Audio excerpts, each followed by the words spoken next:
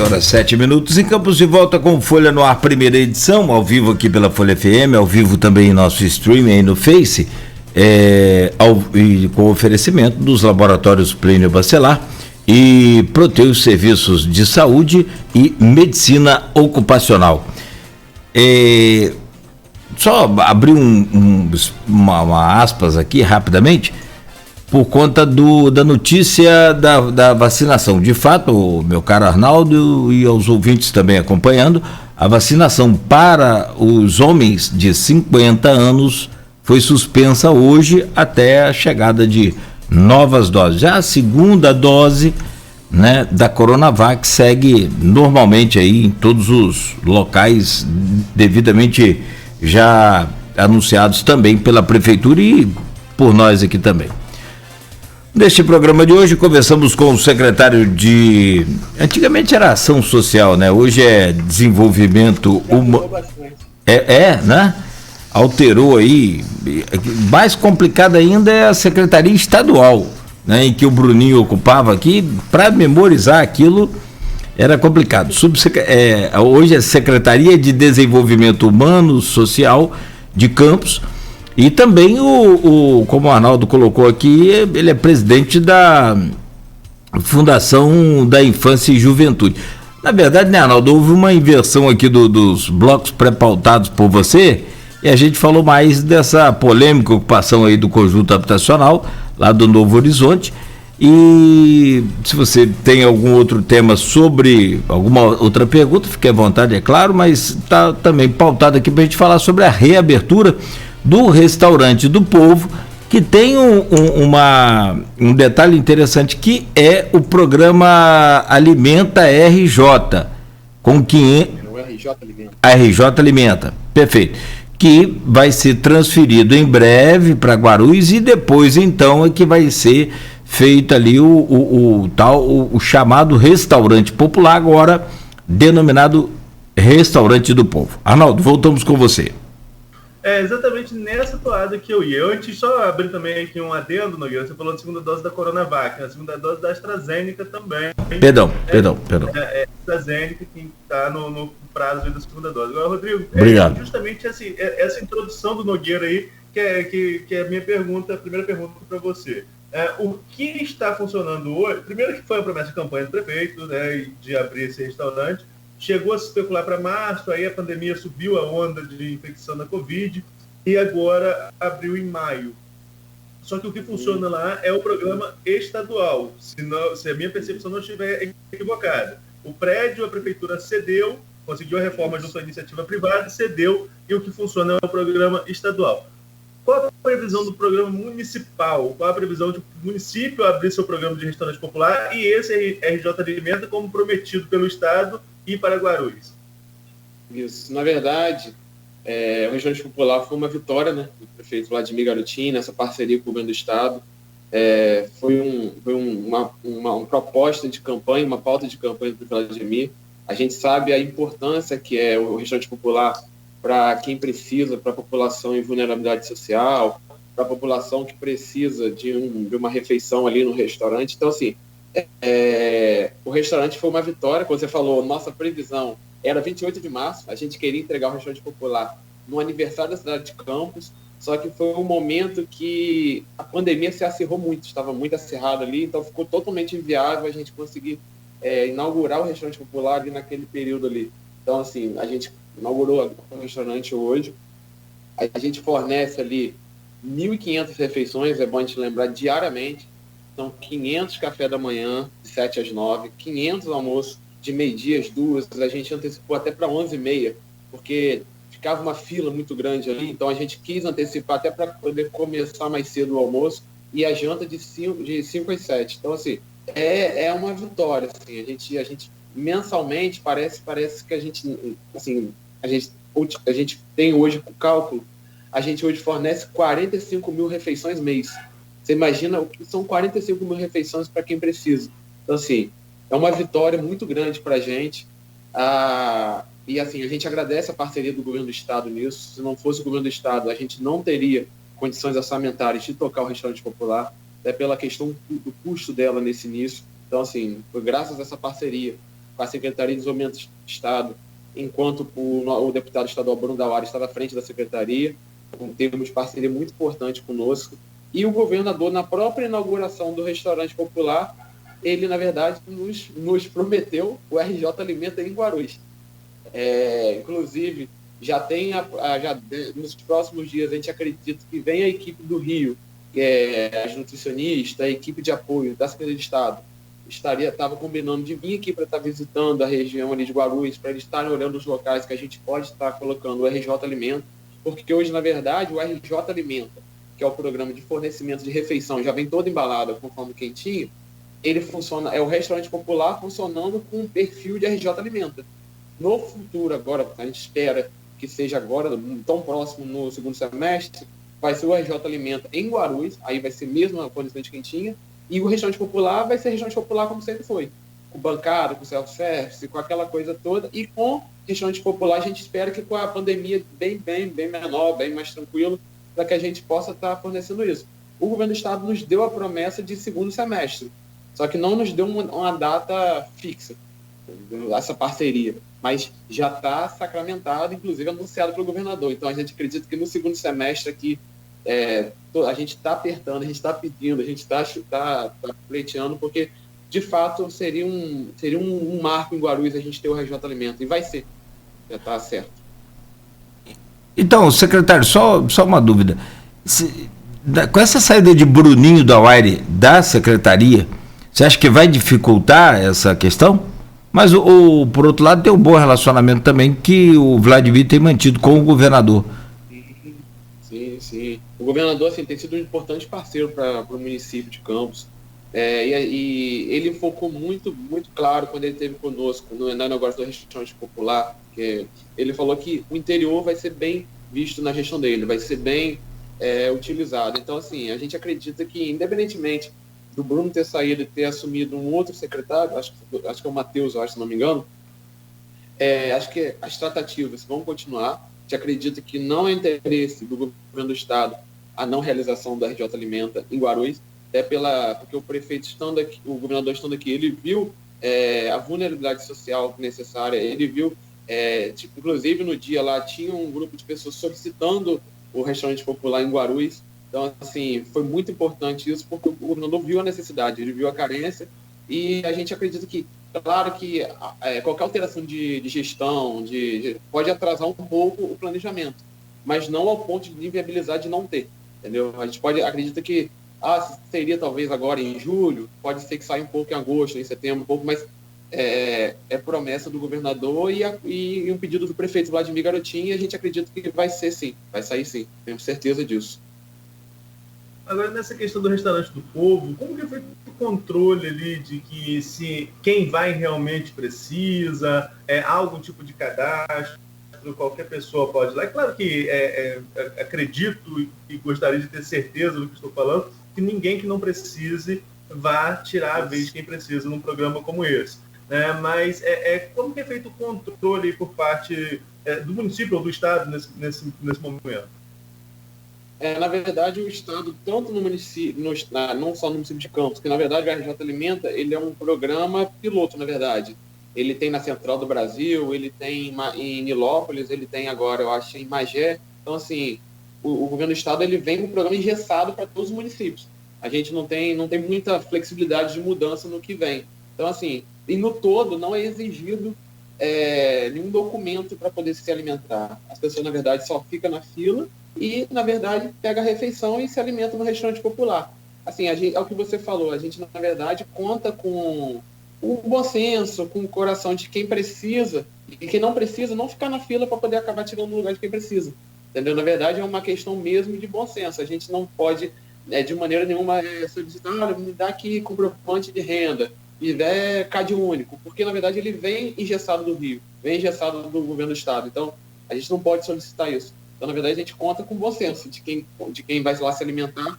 E, de fato, a pessoa que fica na fila, eu costumo falar isso para todos os meus colaboradores, os funcionários nossos. Eu falo o seguinte, independentemente do que a pessoa está ali ou não está, a gente tem que tratar bem e acreditar que aquela pessoa precisa. Porque ninguém vai para uma fila de um CRAS, ninguém vai para uma fila de Secretaria de Assistência. Ninguém vai para uma feira popular se não precisar. Então a gente acredita que todo mundo que está ali é porque precisa, é porque tem necessidade, tem a carência. Então a nossa função aqui não é julgar quem vai, quem precisa, é tratar bem quem está nos procurando. O prefeito Vladimir determina que a gente está cuidando das pessoas, a gente está tentando atender bem e tentando acolher aqueles que nos procuram. Agora, outra pergunta com relação ao restaurante na sua percepção, a maior parte desse público que busca o atendimento no restaurante do povo é da população em situação de rua? E como que está, na sua percepção, você entrou secretário já no meio da pandemia, essa questão da população em situação de rua nesse momento de crise sanitária e econômica que o mundo inteiro passa e passamos um momento muito grave aqui no Brasil, sobretudo entre março e abril? Na verdade, a população em situação de rua foi um dos pontos iniciais da nossa gestão, né? O prefeito Vladimir Garotinho indo para a rua com a gente, com a nossa equipe técnica, fazendo abordagens com a população em situação de rua. A gente, inclusive, na nossa gestão, a gente já mudou o Centropop de lugar até para dar um conforto maior à sua população. Estatisticamente, a gente não, assim, dados são importantes, porque gestão pública se faz a partir de dados, sem dados a gente fica refém das informações. A gente já conseguiu estatisticamente aumentar em 124% o atendimento à população em situação de rua comparado à gestão anterior. Então, assim, é um marco. A gente recebe várias pessoas falando que já nota uma diferença no acolhimento à população em situação de rua, já nota alguns lugares com uma diferença, porque assim é muito complicado a população em situação de rua se eu não posso ofertar a ela um lugar melhor que a rua. Porque assim, quando a gente chegou, assim, a gente viu que tinha acolhimento nosso que só tinha um caibro, só tinha uma cama e um caibro, não tinha nem colchão. Então assim, como que eu pego essa população em situação de rua? Vem cá, vem aqui pro meu acolhimento. Se o meu acolhimento não dá na condição nem melhor do que a rua. Então assim, um dos nossos primeiros passos foi estar melhorando os acolhimentos para a gente estar podendo receber essa população e que ela entenda que ela aqui comigo, aqui no meu acolhimento, é melhor do que ela está na rua. Ela está segura, ela tem alimentação, ela tem um teto. Então, assim, hoje a gente tem uma possibilidade de chamar essa população para nós. E, de fato, é bom esclarecer que também é um direito da população também estar na rua, entendeu? A população também tem o direito de querer ficar na rua. Então, porque quando ela entra no meu acolhimento, ela tem as regras que ela tem que cumprir. Ela não pode ingerir álcool, não pode usar droga, ela tem hora de entrar, tem hora de sair. Então, assim, às vezes a rua, pelas questões que a gente sabe quais são, acaba sendo muito mais atrativo do que o meu acolhimento. Mas a nossa equipe do Centropop é diariamente. E é bom também lembrar o consultório na rua, que também foi um marco muito importante, que é uma parceria nossa com a Secretaria Municipal de Saúde, que vai para a rua, porque muitas populações de rua não querem, talvez, ir no hospital para poder fazer um curativo, medir pressão, remédio. Então, assim, a gente tem a equipe de técnico de enfermagem com a enfermeira, vão com os orientadores fazendo abordagem com a população em situação de rua. Entendeu? Inclusive, na semana retrasada, semana passada, seguindo também os protocolos do MDS, que é as ordens lá, começaram a vacinar a população em situação de rua com Covid, entendeu? Contra o Covid. Então, assim, a gente está sendo um marco muito grande esse atendimento à população em situação de rua. A gente tem esse cuidado. O prefeito Vladimir tem uma agenda comigo fixa, uma vez no mês. Ele vai para atender a população em situação de rua comigo, com a Secretaria Municipal de Desenvolvimento Humano e Social. Então, assim, é um cuidado nosso, mas é bom deixar claro para a população. É necessário que entenda que se a população em situação de rua quiser ficar na rua, ela pode ficar, ela tem o direito dela. E a gente tem que respeitar, claro que respeitando o limite de todos. Onde aquele velho brocado, meu direito acaba quando começa o seu e vice-versa. Agora, essa percepção que algumas pessoas têm, desculpa, Nogueira, se tinha uma pergunta aí, mas essa percepção que as pessoas têm em relação a esse aumento da população de rua em Campos, é a percepção que a Secretaria tem também? Tem aumentado o número de pessoas que algumas... Você falou N questões aí, mas algumas até mesmo por questões financeiras mesmo tem aumentado essa população de rua na cidade de Campos? Sim.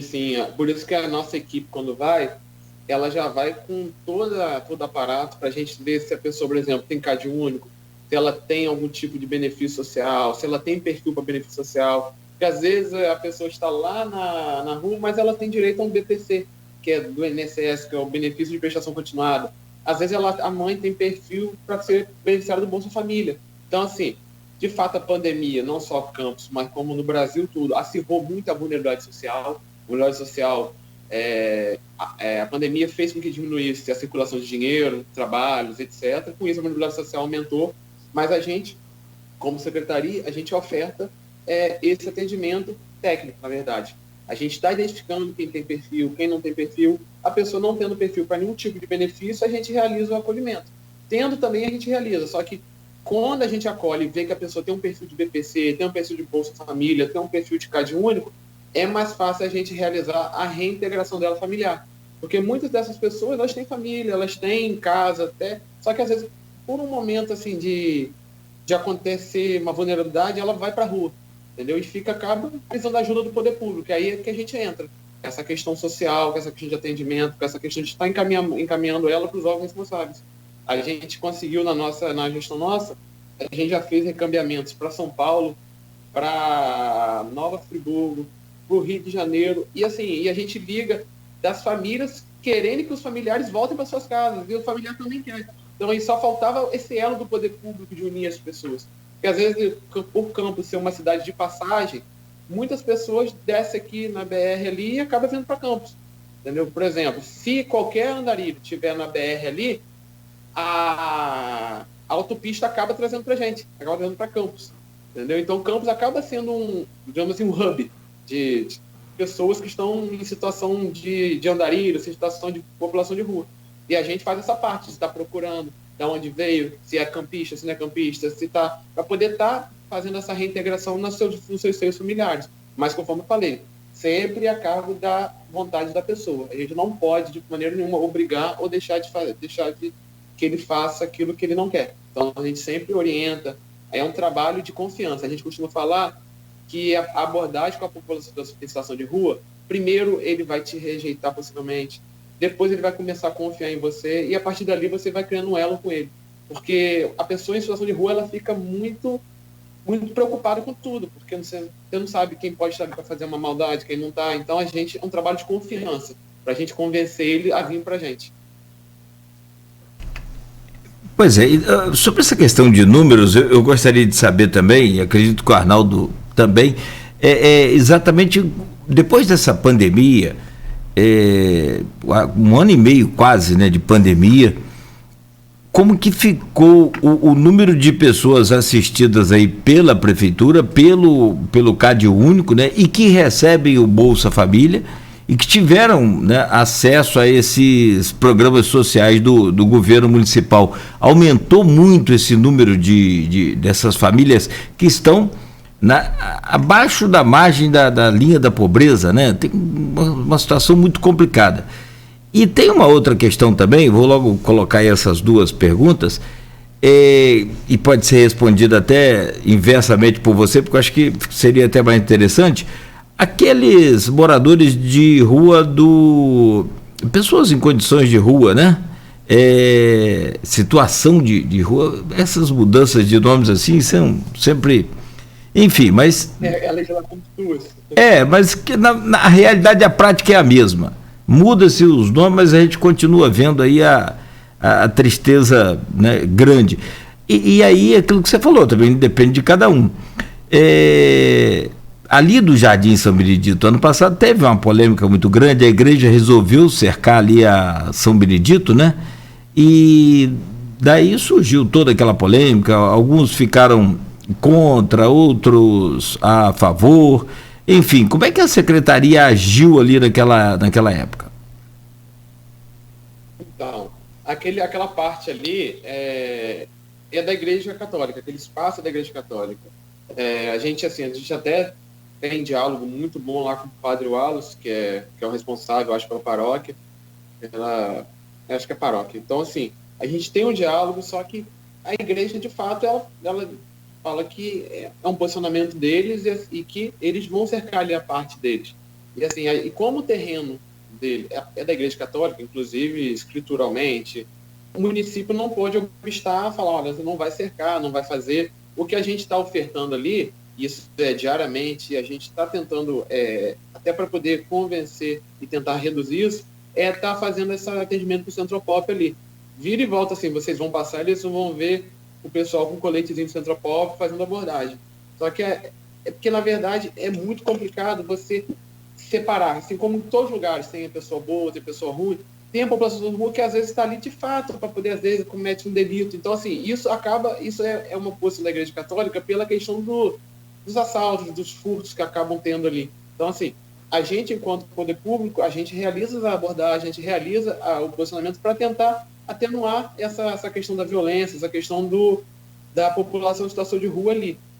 Com o restaurante popular, a gente já visualizou o seguinte: diminuiu muito a fila ali no mosteiro, porque aquele público que vai ali para o jardim é muito em razão da comida ali que é oferecida pelas irmãs no mosteiro ali na paralela do jardim. Então, assim, então aconteceu que, em razão dessa alimentação, no momento que a gestão anterior fechou o restaurante popular, fechou essa questão, houve uma carência. E com essa carência, a população acabou, a população de rua, indo para ali, para poder pegar alimento. E com isso, como eu falei, você tem as pessoas boas e nesse meio acaba tendo pessoas ruins também que estão ali de fato para poder furtar, para cometer delitos. Então, a gente já notou que com o restaurante popular diminuiu muito o público ali de população de situação de rua, entendeu? Mas aí depende muito mais agora da Igreja Católica entender se ela quer recuar, se não quer, se entende que não necessita mais um muro. A gente, enquanto poder público, está fazendo a parte. A obra ali segue. Eu não acredito que eles vão recuar. Desculpa. Eu não acredito. A obra ali segue. Eu moro ali perto, então a obra segue. Eu acho que eles não vão recuar. Não, isso não. E sobre essa questão dos números de família, do número das famílias hoje que estão aí nessa margem da linha da pobreza em Campos, qual o número total? Me lembro que na época da ex-secretária Sana Gimenez era em torno de 42 mil famílias, com a pandemia e agora na sua gestão. A gente hoje, assim, claro que são dados pelo governo federal. Hoje são aproximadamente em torno de 48 mil famílias, 47, porque é um número muito oscilante, porque é necessário a gente separar, porque tem extrema pobreza e pobreza. Então, assim, hoje o número é em volta de 47, 48 mil. De fato, a pandemia acirrou muito a vulnerabilidade social. Isso aí é um movimento nacional. A gente costuma falar que o Brasil voltou ao mapa da fome, entendeu? Que a gente tinha extinto não, mas diminuído bastante. Então, isso acirrou muito. A gente está, de fato, implementando políticas no sentido de atenuar isso.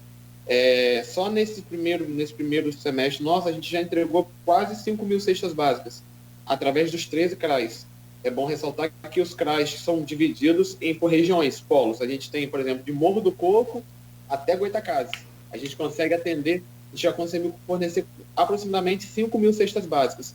Então, isso aí, não é nada, a gente pode perceber que é algo em torno de 65 toneladas de alimento a pessoas em vulnerabilidade social atendidas pelas técnicas.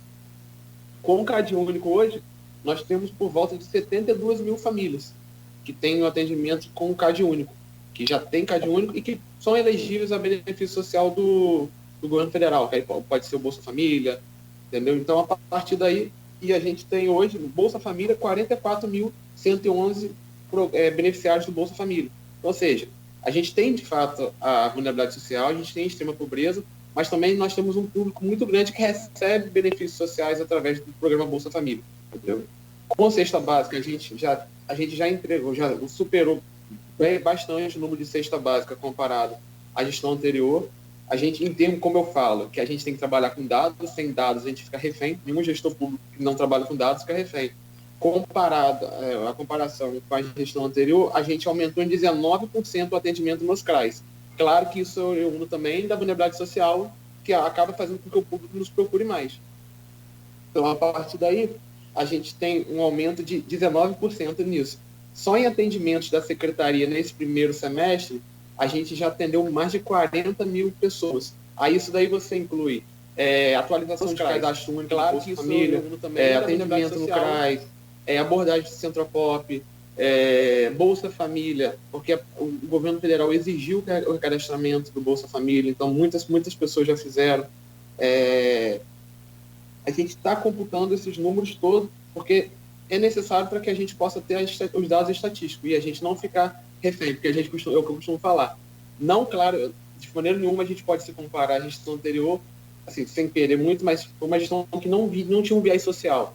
A gente fez passagem real, acabou, restaurante popular fechou. Então, a gente tem um viés social, a gente tem um viés de isso. Então, meu primeiro, eu costumo falar que a minha comparação com a gestão anterior não é muito boa ainda, porque a gestão anterior não tinha programa social comparado à nossa gestão.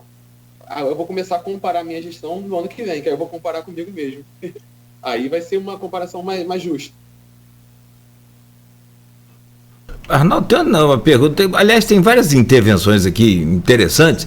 Tem uma do Rogério Bacchini, e é bem interessante essa.